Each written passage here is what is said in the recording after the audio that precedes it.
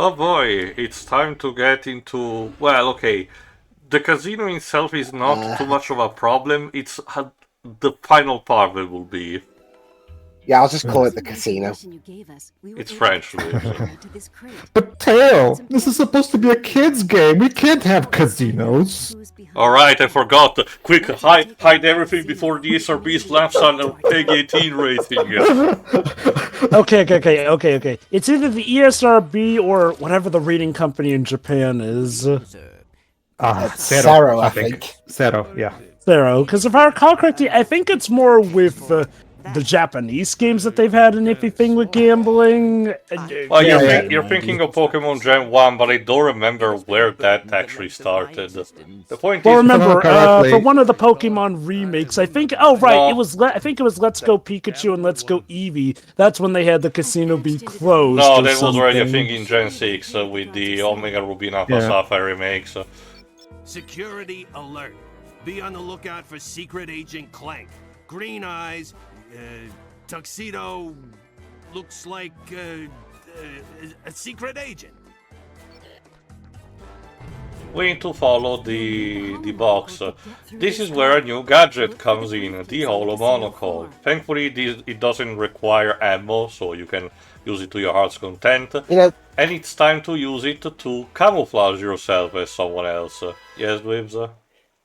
The main character having a tuxedo on because that's what spies wear. It reminds me of that opening scene in Triple X, where in its attempt to basically say, "Oh, James Bond is so uncool now" because the film came out in 2002. Yeah. They had the secret agent in a nightclub wearing a tuxedo because. And I guess he's treated as a buffoon. Yeah, and he dies. And he dies. Anyway, there you go. You so need to cool. You need to do this. You can scan surprisingly most of the enemy types, including some of the bosses. One of the points of the high impact treehouse is also to showcase, to give you, an extra freebie to showcase what are the data that you collect with the bosses by having some non-combatant models standing by for you to analyze. So it's pretty good on developer to actually having a lot of details and making sure that you will be able to enjoy them. The game, in order to make sure that you can, visualize properly better, the game has this holographic effect to your disguise, meaning that the enemy sees, the silhouette of the enemy that you have impersonated, but you instead, move on a regular speed.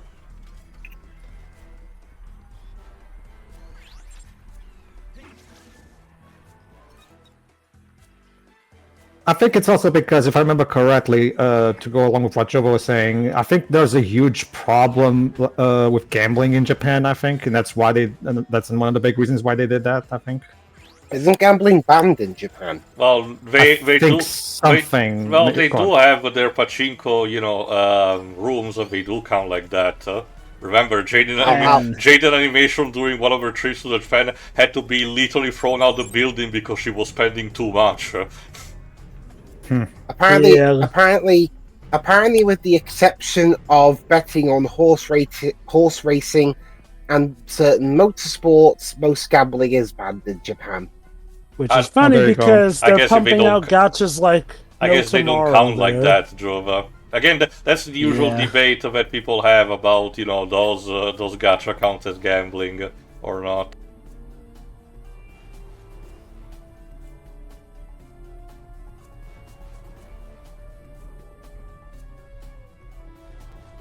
And no, I honestly don't remember who started what, but again, it's another point of contention to showcase that the rating companies in pretty much the entire world have very bizarre priorities and don't work as intended, and the only reason we put up with that because otherwise we will have more people like Jack Thompson and those guys in the early mid-90s something, that will throw hissy fits just at the mere sight of blood or sex. I wonder, are we still in the day and age when they can also be bought out like cheap suits? I mean, a lot of them are governmental stooges, Jova. I don't think it's a question of if, but when. I mean, okay, to give I would him like credit, to remind you, Jova, that someone in your country during the mid-2010s election period used as a part of a propaganda campaign talking about the violent video games. So yeah, I do believe that there is actually an influence on that front. well, I'm talking mainly about paying them off like how Disney paid off the rating company to make Hunchback of Notre Dame a G rating. That Like, I do not know. I don't really think so, because it feels something that you will not be able to get away that much, especially in this day and age. I'm mainly asking because to the world government's favors, yes, even over here, EA did not get away with that with Battlefront 2. And this is EA, who probably have a buckload of money they could probably use to bribe. They still got their asses handed to them. I don't remember the rating having to change because of anything in that game. Okay, basically the government cracked down on them because, well, without pretty much trying to dirty up the waters here and there, it was basically blatantly marketing gambling to children. Kids were the ones who were going to play Battlefront 2, and if you wanted to get certain characters who, yes, were very much pay to win, they were done in random select fashion, aka gambling roulettes, basically. That did not sit well with the world governments, essentially, and EA got blasted for it. I think that was where they got not only the most downvoted Reddit comments of all time, but that was when they tried to excuse things by saying, it's not gambling, it's surprise mechanics. I mean, I'm not sure how much of an accomplishment it is, the first one anyway, but no, I was thinking more, Jova, in terms of an actual game having to physically change ratings rather than a game mechanic because of that. Ratings, yeah, that I'm not too sure of, honestly, which, okay, I guess to be fair, in some regards, I can't really think of any time a game has ever, or anything has changed its rating, like, while it's still out, like, maybe okay, now that I think about it, I can think of something. Okay, I don't know if it actually happened, but any Rockstar game where America wants to find any excuse to make them AU instead of R-rated. Okay. What happened was with the original trilogy, 3, Vice City, and San Andreas. I was more talking about Manhunt, Pedro.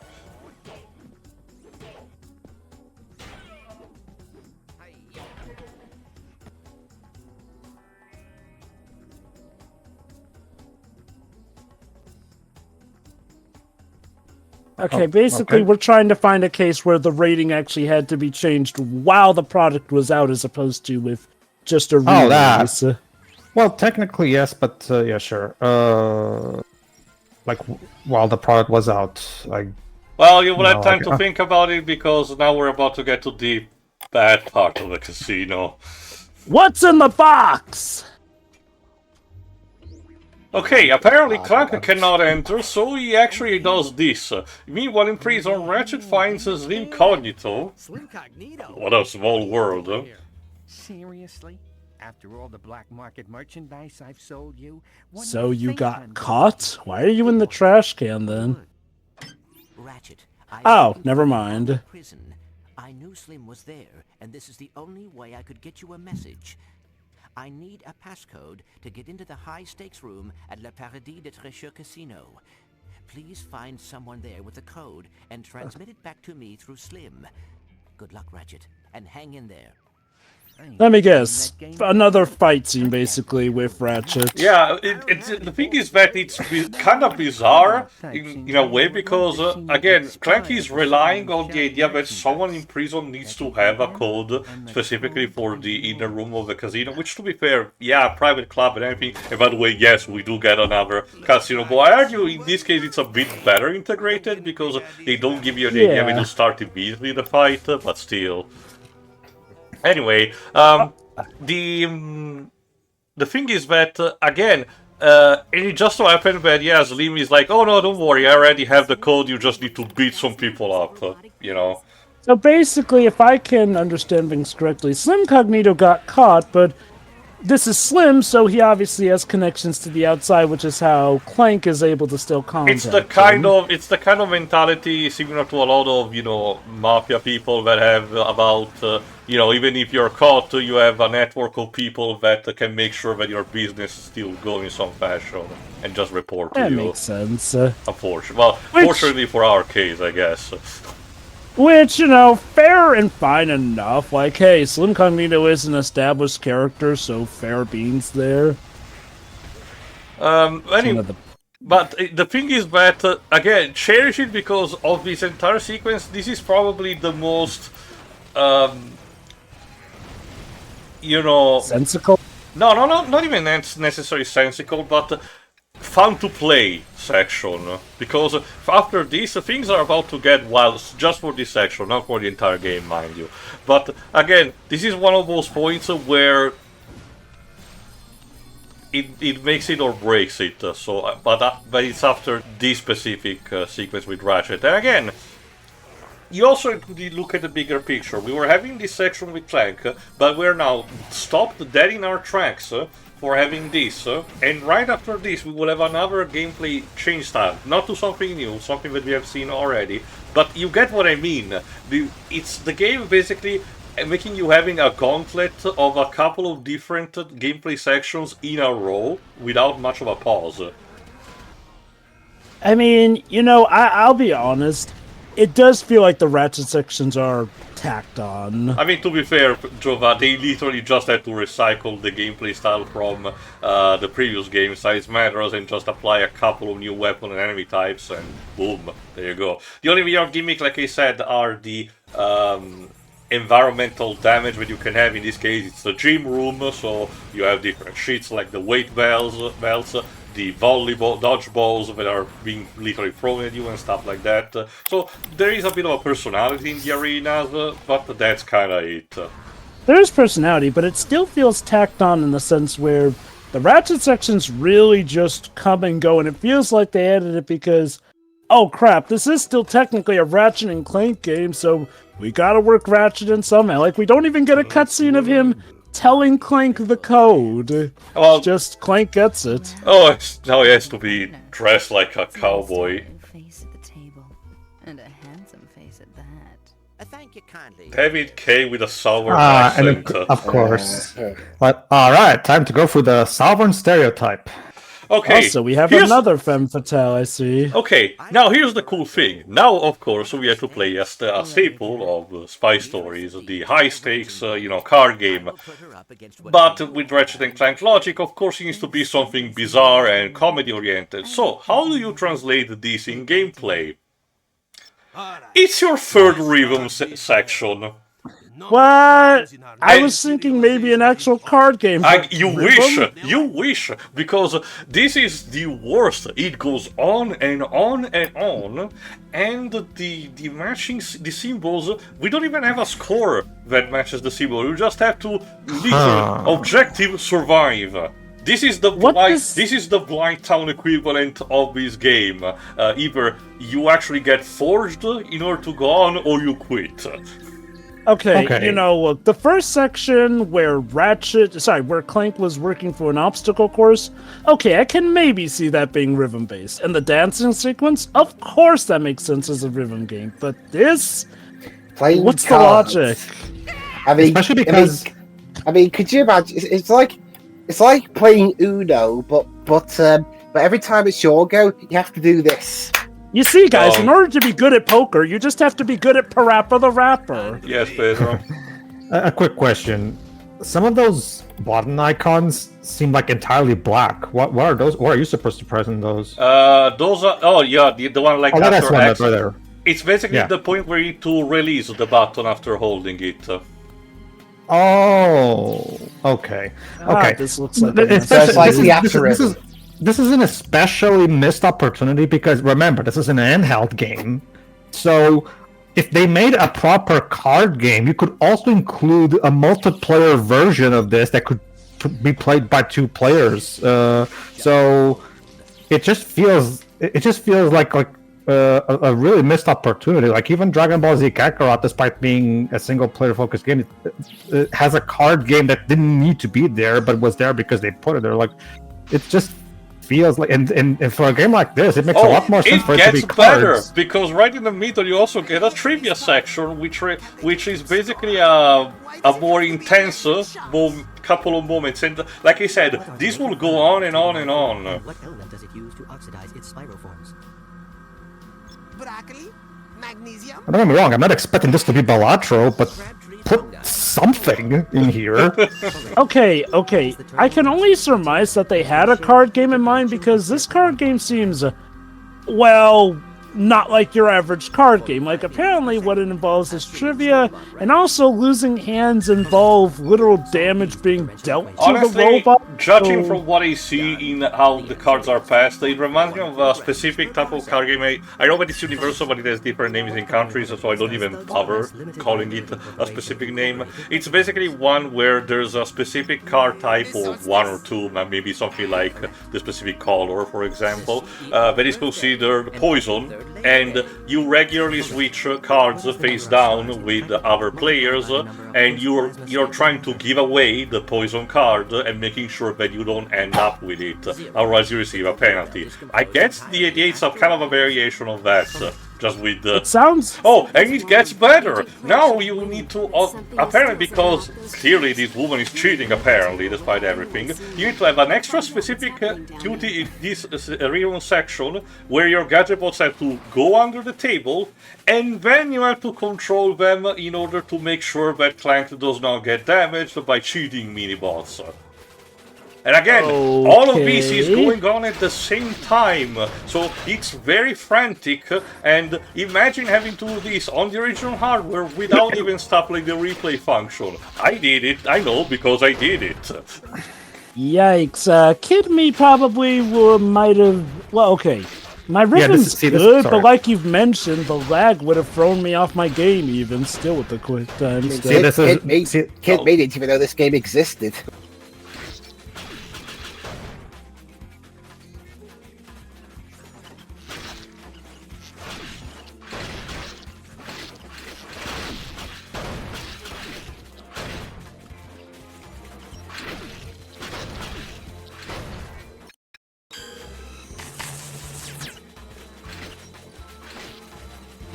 And improve the frame rate, Christ. And by the way, like I said, honestly, all of this, if I had to be honest, would not have to be as grating as it is if it was a relatively contained section and you did add variations of that, kind of like other gameplay styles that you have, like the vehicle racing sections.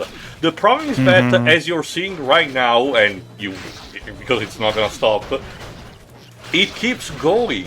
It's gonna keep going for a while. Basically, the entire process gets repeated another time, meaning, another complete round of penalties, another round of trivia questions, and another round of the gadget bots having to deal with the cheaters. Dare I ask if maybe it goes by quicker if you get the rhythm sections down perfectly? No. No. Well, damn. What's even the point then? All right, So, to I progress guess still. objective survive. Hey guys, do you remember that bit in Casino Royale where Bond found out that the Shifu was cheating at cards, so he had Felix Leiter go underneath and I don't know, punch the Shifu in the balls or something. Wasn't something like this kind of sort of happening in the 1967 movie? I was about to say, I guess this would be befitting of a Casino Royale parody, which we technically got. What you're talking about was clearly what Rare's GoldenEye game was missing, was a level where adapting his game with Xenia, where they do it this way, of course. And to answer your question, Tio, it wasn't quite like that, but they exposed, but they switched his glasses so he couldn't cheat. Also, I will to say anything positive, if you actually paid attention to the trivia question, the humor is still on point, both with the penalties and with the actual, writing on the trivia question and Clank's answer to that. So, at the very least, I'm glad that it's still something that you would expect in universe. The problem is clearly just in the gameplay department, unfortunately. I will say I'm actually kind of surprised that they don't have you have to answer the trivia question yourself. No, here's how it works, Jova. If you manage to resolve the ribbon bonus duration section correctly, Clank says the correct answer. If you fail, Clank will stutter and will get penalized. Here's one thing I don't get. She basically controls this game. Why didn't she rig it so that she never gets hurt with any of the penalties? That's what she's trying to do, remember. The entire point of the Gadget Bot section is to make sure she doesn't. Oh, that's the ironic thing, though. Even before the Gadget Bot, she was still getting hurt. Like, why didn't she rig it from the start? What the hell is this question? Lord. Also, I will say, it's kind of not a good sign that they never really explain how the game works properly. Again, it's part of the humor, Jova. This is not Legend of Korra. I mean, you know what? It's kind of like you see in some YouTube videos. I remember, for example, like a Gmod Source Filmmaker parody of Team Fortress 2, where two characters are playing supposedly chess, but then it cuts away to them playing different types of strategy, like using cards, moving models, and so on. The Marshmallow Planet Board of Education. Okay, now I want to see that. I don't know, Williams. Whatever you decide. And you know what, you're right. Like, obviously, this is more played for laughs, so it's not as annoying as, say, the lack of world building in Legend of Korra, but it does lead to my surprise that, well, again, we didn't actually just do an actual card game, especially since, I forget if it was you or Pedro who said it, but this is on the PSP. It would have been a shoo-in to make for a multiplayer bout. Again, make a proper... Again, I'm not asking for Balatro, but make a somewhat cool, Baccarat minigame, and you can, again, throw that in as an extra multiplayer thingy that players could play. Also, not to sound sadistic, but given that these punishments never seem to kill the robots, what's the point of including the punishments? Well, it's endurance, Jova, because you do have a health bar, but you just need to survive, and at the end, it's basically implied that the other punishments, weakened enough the table owner. In order for you to progress. Remember, it's all about a bet, towards having the eye. I like how this implies that casinos in the Ratchet and Clank universe are about of literal life or death, essentially, since... Serious business. Well, to be fair, Joe, again, it's part of a spy parody where, high-stakes car games are, a dime a dozen. And I'll be honest, I could legit see a rigged gambling game that can result in death being a thing in James Bond. Again, wasn't there in the Thunderbolt remake like a laser electronic game that is rigged to have Bond being electrocuted or something? Well, okay, to be fair, that is true, but the electrocution works on both sides. Yeah, so it's kind of like this. But yeah, I mean, I guess, again, my only issue is just that it feels like they threw in an idea that seems cool on paper, but in an execution, and, that's not even getting into how much this scene really does drag on, but in execution, doesn't feel as exhilarating as it should for some reason. Yeah, call this game Spyro because it sure drags on. Yeah, but no, I mean, okay, I get it. High-stakes card game, but the problem is it goes on so long that they basically have to repeat gags. Done. Oh. Looks like I will have that crate and mosey along. I'm afraid the prize you and of course it's empty. Here. Well, is that not a kick? Seriously? It has been taken to Vin Antonio. I mean, I can see at least some type of reward, but Clank has his priorities straight. Correction. I wonder who designed their robots to do that. Perhaps you'd like to stay, and we can probably the same one who, Another time. I believe my hand here has already been apparently the same person who created the android from Xenosaga created the fembot there. Well, I do not think that one actually is the body of Mary Magdalene, but that's a story for another time. Anyway, tune in for the next part where we go to the place that was mentioned right at the very end, where the eye is supposedly being kept, taken at the very least. The laboratories of the clearly Venice-inspired place of Ben Antonio. See you for that. Yeah. And then- See ya.